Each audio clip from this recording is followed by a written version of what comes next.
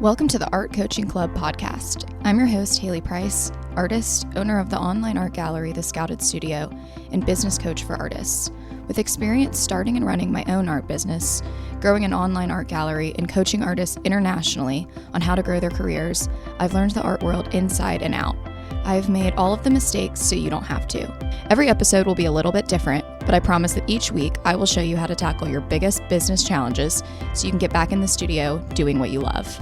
Now let's get into it. To kick things off, just introduce yourself to the audience and tell a little bit about your career as an artist and why you're here. My name is Kirsten Williams, and I am in the Northern Virginia area, right outside DC.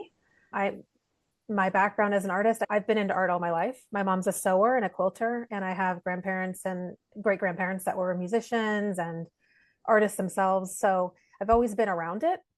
I was in a military family growing up, so we moved around a lot, and art was something I always was able to turn to. So there was comfort in that. So I just dabbled in everything growing up. I learned to sew, I did pottery, did drawing, I painted, I tried everything.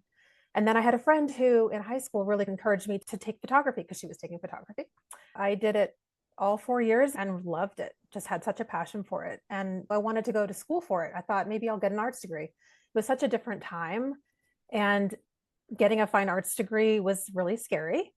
So I decided to go the safe route, and I went into school of business and had a 15-year career after that in marketing. I was laid off in 2017, which was actually in hindsight such a blessing. I was able to stay home with my daughters, who are 1 and 3, and just pursue painting on the side. A few years later, they went to school full time, and I was able to really dive in. And that's been about 4 years now for me. I've been a full-time artist.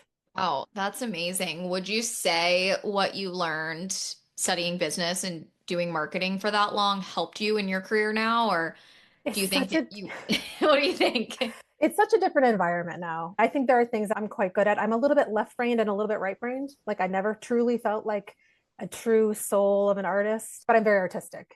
And I never felt truly at home in business school, but I do have part of me that thinks very logically that way. So I think it's a good combination when starting a business and running a business as a creative to have a little bit of background in it. Obviously, it's so different now with social media, and the ways that you can work with galleries or online collectives is very different. None of that existed before. So that's all new to me. I've been navigating that over the years. Yeah, that makes a lot of sense. Can you just quickly brief the audience on your work, your style, how you came to find that style? Walk us through some of that. Yeah, I spent years experimenting, years. And I encourage that. I think it's really frustrating when you're starting out and you can see other people having success and talking about their style. And it's frustrating and discouraging to not have yours. I would just say paint a lot. I know everyone says that. It is so true. Paint a lot. What really was a turning point for me is that I've dabbled in a lot of things. I've done abstracts, I've done landscapes, I've done florals. I did florals a few years ago, and recently I revisited them. And it reminded me of when my daughters were young, and we would do this little exercise together where they would want me to draw pictures and then they would color them. And they wanted me to draw the flowers. Mommy, there's flowers outside. Draw the flowers. Draw it bigger. Draw something you've never seen. Draw the craziest flower ever. And we would just sit there together and make all these drawings, and then they would color them. And so that's where a lot of the silhouettes that I do right now come from. So I think that's really sweet. That's what's had such a success, the success that it has had is all the more special because it came from something that I did with my girls. But yeah, a holiday collection last year was when I really started diving back into the silhouettes. And then I started adding a lot of color to them, and I've had a lot of response to them, and they've been doing really well, and I love painting them. So that's been my journey into finding my style. Yeah, I love that. And I think it's so true. I think so many people think artists just stumble into their style and it appears, but it's really through years potentially of hard work. So what were you setting up in that time when you didn't have your style yet? Did you have a regular practice? How were you thinking about some of those things? I probably didn't paint as often as I should have. So looking back, I wish I had done a little bit more of that. I think I used to what do I feel like doing from it, my business today? Oh, I feel like painting today, or maybe I'll look into some opportunities. And it was just not as structured. And I just did what I felt at the time was the most important. And so within the last year, I've really changed how I treat this. I treat it very much like a business. So I do have a schedule. I have days where I only paint. I have days where I do some admin in the morning, or I'm doing taxes, or I'm doing applications. And then I always take time to paint a little bit if I can. I think it's so important to keep that part of it and to not get rusty. Because what I would notice is I would take a week off painting just to tend to other things, or I'm a mom and my kids are homesick, and Right. and then it would be very difficult to get back into it. And so I want to keep, it's almost like exercise. You keep going and you keep doing it, and then it's not as difficult when you're doing it often enough. So that's my experience with it. Yeah, I like that perspective a lot because I feel like it is something that it has to be a habit, which is so ironic that something we theoretically should love has to be a habit. But I do think with all the other things on your plate, both business wise for the art business and like personally, it's easy to step away from that. Can you walk us through how you're setting up your schedule to focus on both business and art and what that looks like for you? Yeah, I think I have a calendar. I write everything down. I know I have an online calendar as well, but I'm old school. I like to see it. I'm visual, obviously. Today was a paint day. Today, all day, I scheduled nothing else but painting. I like to have at least 2 days a week where I have no other concerns other than just painting. And then it depends on what's happening. There are definitely different seasons throughout the year of whether there are opportunities where I'm reaching out about things or filling out applications or taxes and all that stuff. Kind of it really does change. But I schedule my weeks out. Like Sunday, I'll sit down and be like, what does my week look like? Yeah. And then I try to fit everything around it to accommodate certain things, like full days of painting without having to worry about other things. Yeah, I don't know if enough people set up their calendars that way because I think a lot of people do the business things as the business things come up, paint when painting comes up. But I love that you're spending a whole day, 2 full days a week, but like a full day just devoted to the painting because it is such a different mindset, or at least I felt this way when I can paint and not be thinking about all the other things I like quote unquote should be doing. And Yeah. so I think that's such a smart strategy. And it obviously takes discipline. I would love to do that, but it's so easy to be like, well, sure, I'll do this call on this day or Yeah. start I answering mean, emails. yeah, I'm having a good week. So it's actually working well this week. It's not, doesn't line up like that every week, trust me. But I agree with you. It does exercise a different part of the brain. So it is, I've talked to my husband about it all the time. It's so strange going from research and filling out applications to immediately jump into painting. I always told him, I'm like, I can't schedule painting. It like comes when it comes, but we don't always have the flexibility for that. So I have started just scheduling it and treating it like a non-negotiable. Yeah, and scheduling big blocks because I think people know that task shifting is difficult. That's why people batch work and stuff. But I think it's one thing to shift from email to sales tax. It's another to shift from email, like you said, to painting. That's, like you said, totally different part of your brain. And I think the fact that you're just allowing yourself that space to really get into it is probably why your style and your work and all of this have really flourished. Yeah. Yeah, I would agree with that 100%. How would you say you're working to really grow your business? I know your new style seems to have been really taking off, but what have you been doing in the background to get noticed, whether it be social media or word of mouth or outreach? How are you thinking about marketing? That's a great question. I've been applying to a lot of things and just seeing, like testing the waters. And I have been doing that over the past year and a half. But I think part of what comes from doing different shows is inherently marketing. So I was part of the Spotlight on Art show, and I had quite a few followers and collectors contact me from that. So I just think it's just an organic growth that I've had. I don't have a ton of Instagram followers. I don't have a ton of marketing strategy to share other than I let it grow as it can. I do run ads sometimes. I will run ads around a collection release, which has been very helpful. I just did a collection release a couple weeks ago and ran an ad the week leading up to it. So I had a lot of new eyes on my work which helped. I post content. I don't always post the most original, exciting content. I look at Instagram as more of my portfolio. I do share bits and pieces of myself in stories and personal things to a degree, but I really do treat Instagram. Here's my portfolio. If someone is looking at my work, they want to look at my work. I do love following artists that share more of themselves personally, and I'm working on that, but I'm not always comfortable with that. So Yeah. that hasn't really been part of my marketing plan because of the comfort level, but I'm starting to get more and more comfortable. I'm on this podcast.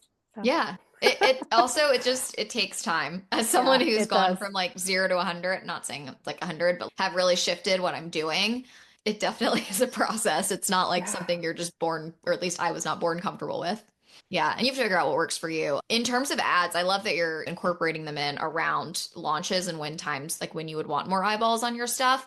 How do you think about ads? Do you have any way you structure them, or how do you create them for those of us that don't do as many of them? This is going to, there's really no secret to it. I just pick, if I've run a piece that had gotten a lot of response, Mhm. likes or comments or people engaging with me, I'm like, okay, that would make a good ad. And Yeah. that's all I'll run. I love it. It's simple, Yeah. but I it's mean, effective. yeah, it did. It was effective. Yeah, if you're using Instagram as your portfolio primarily, or that's how you're thinking of it, which is great, that's how I think of mine as well. What other tools are you using to get eyes? Do you have an email list? Are you using like really Oh, getting yes. utilizing your website? Like, how are you using those other Yeah, things? absolutely. I do have an email list. Started that a few years ago. I leading up to a launch, and once I start really putting in my work out there that's coming out, whether it's through my partnerships that I work with, whether it's through my website, I'll make sure people know where to go, and I always direct people to my email list. So that is a huge priority. I will say my last collection, I always do an hour early access for my email list, and most of the time that's where I get the majority of my sales. And I had 25 pieces, and I think I sold 21 through my pre-sale. Wow. It's set up your email lists. It is so important. I think that's the theme of this podcast. I make artists say it because Oh, I think it's so so many true. people, it's so true. And I think so many people Yeah. are scared about sending emails and annoying people and whatever. But I'm like, no, it has the best return on your investment. It really is where most of this stuff gets sold. But Hmm. also, people are asking to be on it. Right. If they're annoyed, they can unsubscribe. But like you're Exactly. putting something out there that they actively have said they want. What Yeah. are you including in your newsletters? Are you just sharing them around launches? Or are you like a Yeah. monthly cadence? Like, how do you think about them? I'd love to do like actual newsletters where I share inspiration, and I have notes upon notes on my phone that I keep when I'm doing a collection or a series about things that strike me or a color that I'm obsessed with, or so I could easily turn that into a newsletter if I just put that on my schedule, which I probably should. But really it's just around launches. I'll send a preview email, which has been amazing. I'll send that the day before so that the collectors or anyone on the email list can see what all the pieces are, what the sizes are, what the prices are. I used to almost feel like I had to keep things a secret until launch, but people like to plan. I like to plan. Yeah. I want to know what size things are. I want to know what if it's in my budget or not. So it occurred to me a few months ago, oh, I should probably start sending a preview email. So I did that. And I really just do it around collections. I haven't been doing anything more than that, but I really should. So maybe I'll put that in my goals for the year. Yeah, think about it, especially if you have the notes already. It sounds like something you would be interested in Yeah. and could easily, that could be a way you incorporate more of that personalization that some people do on Instagram. But I think for some people, it comes way more naturally through an email. So I think that could Yeah. be great for you. I love that you're sending preview emails because I think a lot of people don't do that. And I'm like you, I'm a planner. If you're like, Yeah. everything's selling out and there's this piece and I don't know if it's going to fit in my space, I like freeze up. But if I I have, know. a little bit of time to measure and make Yes. sure it works for the Yes. budget and all that stuff, so much more likely to purchase. I had several people tell me that they use little apps to put a piece in their on their wall and see if it would work and do all of that pre-planning. It's so important. That is one thing that I've started doing that wow, I can't believe I didn't do that sooner. The preview email. It's Yeah. so, yeah. Can you walk through your launch timeline and how I think for a lot of people, they hear the word launch, they have an idea what it means. Like, how are you actually implementing a launch? So I've recently switched to I redid my website Mhm. at the end of last year with Hello June Creative. Amazing experience. Highly recommend her. My whole platforms have changed. I switched from MailChimp to Flowdesk. I switched from Squarespace to Shopify. So I am still ironing out all the kinks. Yeah. That all went live about a week and a half before my holiday collection went out. And so I hit a bunch of snags during that launch. So I learned a lot. I set up my listings to go live, a little bit before the pre-sale email goes out, just to make sure that there's no issues. But I'll send the preview email out. Like my last launch, I did a preview email at 10 a.m. on a Wednesday. And then I opened it up to everyone at 11. So I do an hour pre-sale. I've done them at night before. I've done them at 7 p.m. pre-sale, 8 p.m. launch. I don't know that there's like the perfect time. I was playing around with days and times to see what would work the best. And I still don't know. I still don't know that piece so of it. audience dependent. It's so interesting. And time of year makes a big difference. And I just don't know that there's really any like secret to it. Yeah. And that's just a hard part of all of it, is not really being able to tell why something did well or why something didn't do well. And you never truly know. You're like, that worked. Maybe I'll do it again next time, but maybe it won't work next time. I don't know. Maybe I'll try something else. So some of it is just, I feel like trying out a new time this time. So I'll try out a new time, or I'll try it a new day. Or I have learned not really to put out collections during holiday weeks. That's not been good for me. Summer is not a great time. I don't really plan my collections out for the whole year. I work and see, okay, the work is accumulating. Okay, this looks like a collection. Okay, now I can set a date. That's how I work. I wish I had a little bit more structure, but I don't yet. But I released a collection in June last year. That was hard. And then I heard from many artists saying, oh yeah, summer's not a great time. I don't know. You learn. I feel like you learn as you go. That's like it's a lot of trial and error. Yeah. Some things are truths. Like I feel like summer sometimes isn't great. I did have one summer that was like weirdly really good for my business. So I'm like, there's always the outliers. That's so true. And then time of day too. I always had luck with mornings, but then the other day I just was sending a newsletter. So it wasn't like, but even the click rate was lower because I sent it at night. But I was thinking, well, I thought if people were going to read something, they'd be more likely to read it, not during the day. And so you never know. And I always try to think about how I use these different apps and platforms, but that doesn't even always help. I know. And I like to think, or not I like to think, but it occurs to me that everyone has a different job. So everyone's doing something different during the day. So what works for me doesn't work for someone else. And there's really no pleasing everyone. There's no perfect time. So it's easier for me to launch during the day because then I don't have to kick my kids out of the studio and do it at night. Right. So that's what I do. Prioritize yourself first if you're not seeing a huge reason not to. Yeah. I think it's really interesting that you just redid your website and switched platforms. I love your website, by the way. I think it looks so good. I'll definitely shout out. Is it Hello June?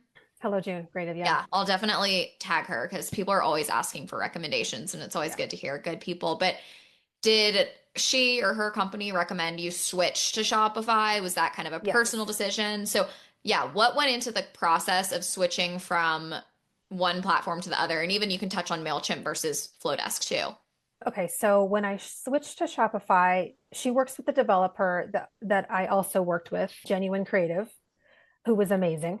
And she worked primarily with Shopify. So if I wanted to redo my website and have some of the functionality and things that I was looking for, it just made sense to switch. It is not as beginner friendly. I'm still having issues and kinks that Google is my friend, and Shopify support. I love them. So that makes it easier, but I'm still getting used to it. I think Squarespace was much easier, but of course my website was nowhere near as beautiful and detailed and professional as it is now. The process was easy because they did it for me. Yeah. They set everything up. We worked on it together. They put in so many long hours with design and implementation, and they really listened to everything that I was trying to accomplish. And then we were trying to figure out how to do this and how do we do this. And one thing I really wanted to do was offer options. So if I have a listing, I wanted to say, would you like this paper piece, just as the paper piece, or would you like it framed? Or would you like it matted? And I didn't want to have multiple listings. I wanted it all under one listing with the drop down. So they really helped me figure that out. What app do we need in their store to do that? There's a lot of functionality that I wanted as I see my business growing to offer.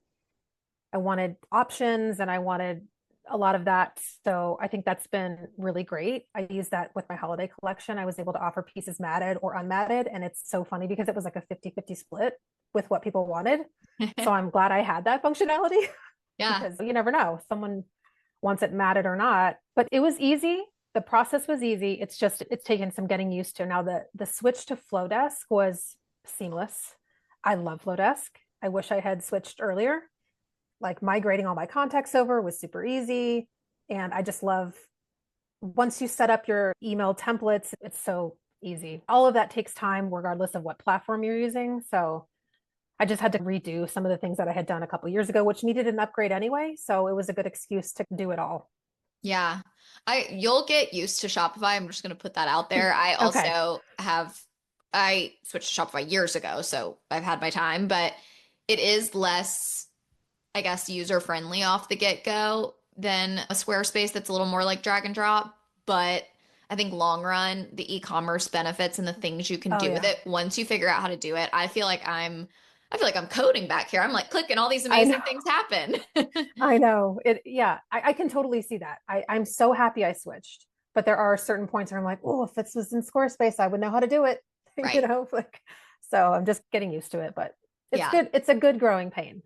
No, It's and good. it's a big step in your business too. Investing in revamping website, email, all that is a huge step, but it's really paid off. Just from an outside perspective of someone who's followed you, your new website is fabulous. Like it just looks Wow. well. I was clicking around on it obviously before this interview. I always love to see what's new and what's going on, and it functions well, but it also feels very you. It aligns with the artwork. So your website can make a really big difference. I don't think everyone has to invest in a website right away, but if you are at that point, it can make a big difference in, I how your business agree. is perceived. And what's so funny about that comment is that I don't, so all of this growth started happening for me right when I received my new branding and did my new website. So I don't know if it's that I simply was taking it more seriously and putting more into it, that I got more out of it, or did that, did the revamp of that, who knows what, but I just feel like it was a total mindset shift where I finally was at a point where I was going to make the investment on a brand design on my website, and it's paid off tremendously. I think it's I really think great it's to hear you say that. It's nice because I think we don't have any coworkers. So like I'm alone here and I think it looks great. My husband thinks it looks great. My kids love it. But other than that, I don't hear a ton of feedback. So it's great to hear that it's functioning and it aligns with my work because that was the goal. it really does. And I do think it's a chicken and the egg scenario, like what came first, because I'm such a believer that if it goes both ways, like I think if you do something that's investing in your business, you put that time or money or effort into it, you're also going to take it more seriously. You're like, I spent the money on this.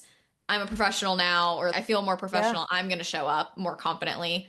But also the other way around, as an outsider, I only know as much about you as you put forth. And when you have a really incredible website or really beautiful photography, those things, all of a sudden, I jump to the conclusion that you're a professional. So it really is both. I So would it, agree it with that. makes complete sense to me that things really started growing for you around this time, probably because your own confidence grew and other people saw that through the branding, obviously, and through what you were putting out in the world. Absolutely. Yeah. Yeah. It was, yeah, during that time. And then again with I just really started treating this like it is a job. It is a job, and it's a wonderful thing to be able to be creative, but there is so much that goes into it other than just painting. So it's just really making the time for the work, but really also making the time to support the work and give it the attention it deserves and the platform it deserves, and all of that kind of all goes hand in hand. So Absolutely. Can you touch on, as you've grown, some different challenges you faced regarding growing your business or selling the work, or just really anything that's been a challenge with running your own business? yes, I think I touched on this a little bit already, but it's kind of, I've been doing this for 7 years now. And so there's been a lot of years of rejections and no's and collections not doing well. And just, you never really know why. You never know why. Is it the work? Is it the pricing? Is it where I'm putting it? Is it the audience? Is it the time I'm launching? There's just so many, which is a wonderful thing. There's so many things to tinker with. There's so many things to adjust and see what works and what doesn't. But that can be also the most discouraging part. It's just never knowing why. And you apply to a gallery or a show and you don't get accepted and you don't know why. Is it because there's too many people doing something colorful like I'm doing? Or are they looking for a totally different genre of work? You just never know. So I think that can be incredibly discouraging and still is. I'm not getting accepted to everything I apply for. And I think there was a quote that I read, or I had heard another artist say it, or that if you're not getting more rejections than yeses, you're not applying to enough. And so I always remember that, okay, if I'm not getting rejections, it means I'm not putting myself out there. So I really tried to put myself out there more. But yeah, I think the hardest part is just never knowing if what you're doing is hitting. Exactly. And I think working by yourself, yes, I'm sure your family is supportive, but sometimes you want that external validation from someone in the realm, like Yes. another artist, be like, no, this is right. Like you're doing a good job. And it's really hard because pretty much all of us work by ourselves. And so we have to be our own advocates, but that's a lot harder than it sounds. Yeah. There's Especially when we're doing a lot of these things for the first time or exactly. Yeah. And there's so many wonderful things about it, but there's also some real challenges to it. And that's one of them. yeah. What have been some of your successful moments, things that have gone really well for you? I started the year off with this new work at Spotlight on Art in Atlanta. Mm-hmm. And I was very surprised I wasn't surprised. I love the work. I believe in the work, but you just never know what's going to resonate and what's not. And I sent 31 pieces down there and they sold out. So I was floored. You always dream of a sellout moment and it seems very unattainable. And then it happens. And then I followed it up with the collection on my website, and pretty quickly, within a little over a day, those sold out as well. So is it happening? Is it happening right now? So it's been wonderful. It's been a really positive start to the year. And so it's made me think, okay, what can I do next? What else can I achieve? So those have been some like incredible wins. Incredible. I think even along the way, it's like getting my first website set up. That was a huge win. Certain people following you back on Instagram, or a lot people engaging, or when you have collectors that come back. I have so many repeat collectors that will come back every year to check out my holiday collection. And it just means the world when not only do people want to purchase your stuff, but they want to come back. You're those things that aren't the same as like selling out a collection, but those like amazing things. When you really stop to think about it, this person is a stranger to me. They don't know me. They started following on Instagram. They love my work enough that they signed up for my newsletter. Then they click through to my newsletter and want to purchase a piece. All of those things are just wild. It's so incredible to me to have just moments where you sit back and you're like, wow, this is amazing. This is the dream. There's just been so many wins along the way, really. Yeah, I think you're at such an interesting point in your career, and I'd love to talk to you again in a year from now or something, because I think you've done the patience, like you've been in it for 7 years, and that's not to say nothing good happened during that time, but I think you're at this pivotal point where it's like, all right, all this hard work is really starting to pay off in a pretty quick amount of time. But I think that's the way it happens for a lot of artists. Is I always tell people, I'm like, you're not going to want to hear it, but being an artist is a game of patience. Like you just have to wait to find your style. Like it doesn't happen overnight. A lot of the things you just have to wait to learn how to do these things. And it's definitely a game of patience, but it really does pay off. And it's really amazing when things start working, and then you can start like playing and exploring more and all these different things. So it's going to be really interesting to see how you continue to grow too, because I think you have such a great perspective now of seeing everything that went into this, but also there's so much more ahead, which is, I think, really cool to watch. Yeah, I'm excited. Thank you for saying that. Yeah, it's like a real pinch me moment right now. I'm super proud of what I've done, and I'm so excited to see what's coming up. Do you think, just a random question, but do you think, obviously there was the website and there was obviously the rebrand, but do you think Spotlight was a pivotal moment at all for you? Has your style evolved in tandem with any of these things, or did you have the style and these helped skyrocket? Like, what was the order of all these things happening? So for my holiday collection, I was doing florals, but it was purely like silhouettes. I hadn't started adding a bunch of color and detail. For Spotlight, that is when I debuted these pieces. I sent them down there, and it's so funny because they do an amazing job of taking stories and like putting everything out there, and there's pictures everywhere and video, and I'm like, wait, I don't see any of my work. Why is none of my work hanging up? Where is my work? And it was so many people that were unboxing it that worked there that said they grabbed pieces even before it hit the floor. So I was like, wow, So that's really where this work debuted, and it had success right away. And Yeah. then is it going to not hit, but is it going to do as well on my website as it did at an event where people are there specifically shopping for art? And it did well. And so I'm just very happy with how everything has evolved. It's felt quick, but like you said, it's been years and years of experimentation and development and trying things and using different materials. I've worked with every sort of medium ever. So I love acrylic. I always will love acrylic. I love that it dries quicker. I love oil. I love how deep and saturated and like beautiful oil is, but I just don't have the patience to That's exactly the way wait for it to dry. I Wish I I think I'm did. It's too so impatient beautiful. for oil. I know. That's how I feel. I love an oil stick. So I hope to maybe work in this style, but add some more. I love texture. I love textured artwork. My husband and I collect artwork, and we have so many pieces around the house that are just so textured. And Yeah. I love texture. So I think maybe that's where I'm going to head next and continue this work and add a little bit of texture and play around with that a little bit. It's so exciting to feel there's so much I can do with what I'm doing right now. I have so many ideas of where I want to take this same style. And that's one of my main goals this year is I'm not going to switch it up. Typically I used to work in collections and then I'm going to do a floral collection and then I'm done with it. And then I'm like, oh, now I feel drawn to abstract. I'm going to paint an abstract. And then I was done with it. And then I wanted to move to something else. So my exercise for the year is to not change subject matter, to develop this series and see where it goes without giving up on it before I start. Well, I think that's a really good piece of advice because I think, especially when you're first starting, what you were doing is great because I think that's how you find your style is through like Exactly. experimentation and leaning in. But I think now that you've found something that resonates both with you and your audience, I actually think limitation is so good in certain scenarios. They always made Yeah. us in art school like have like very strict parameters around things so that you're forced to be creative. And so I almost think sticking with one specific subject matter, but allowing yourself to experiment within that textures, but I'm sure there's other things you're going to come up with. I think that'll actually influence the work so much more. And then a year from now, who knows what you'll be creating. But I think Right. limitation sometimes can actually make your creativity flourish more because you don't, it's like you don't have endless possibilities. You have endless possibilities within a box. And that is so true because I think when you're starting out or as you're even developing, I would get so overwhelmed with the amount of ideas I would have. Where do I start? And it would paralyze me. So I wouldn't even paint because I wouldn't know where to start. So you're so right. Putting a little bit of limitation on just to see what can come from it. Yeah, I'm excited about that. Yeah, I think that's great. I think you have great things ahead of you. Looking back, just to round us out, is there anything you would change? Is there anything you would have done differently up to this point? Anything you would have changed to get you where you are faster or differently or anything like that? I don't think so because I don't know that I would have been ready for it.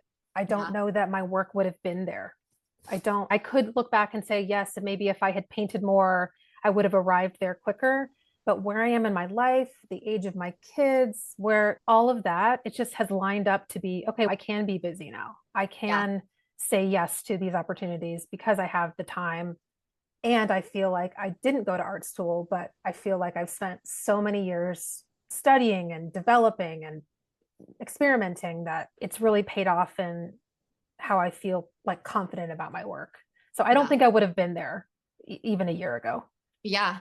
I agree. I think that's great. Just in general, I think a lot of Yeah. people would agree with the sentiment of not going back and changing anything because I really believe like every little thing leads to the next that makes you prepared for where you are now. So I love Yeah. that.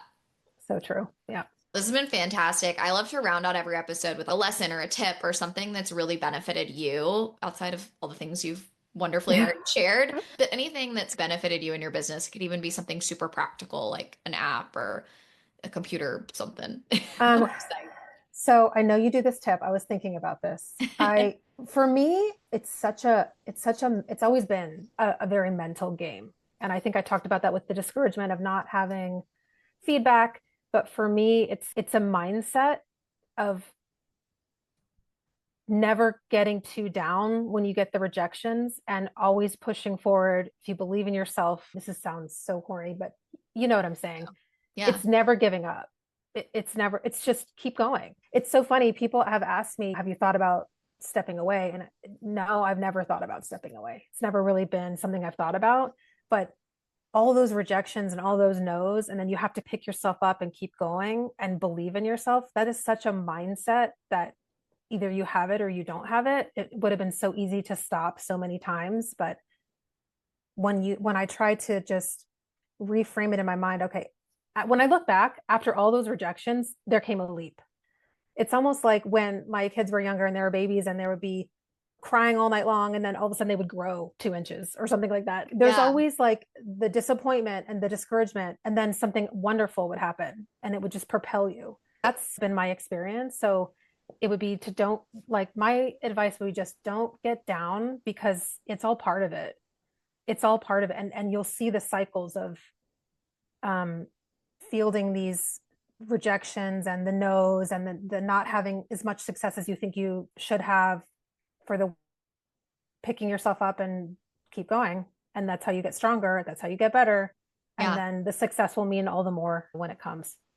Yeah, I love that. I think that's a really great way to round us out, because I think that's so true. I think that's so many great things happen from the trials, and from even failure leads to growth. And so I think that's a really good message to conclude us with. Can you share how the audience can learn more about you, shop your work, your socials, website, all the best ways for them to reach you? Yeah, my Instagram is Kirsten Williams Art, and my website is the same. So you can shop on there. I have a bunch of stuff upcoming. It's all in my Instagram bio. I will be at the Loyola Art Show in August in Alabama. So I'm super excited about that. And yeah, just follow along. I love it. Well, I'll be there. I'm coming as just a viewer, but I'm excited. So I'll definitely hopefully get to meet you in person. Amazing. Yeah. Yeah, but this has been great. Thank you so much for your time. I think this will be a really, really impactful episode. Thank you for having me. It's so great to chat with you. Of course.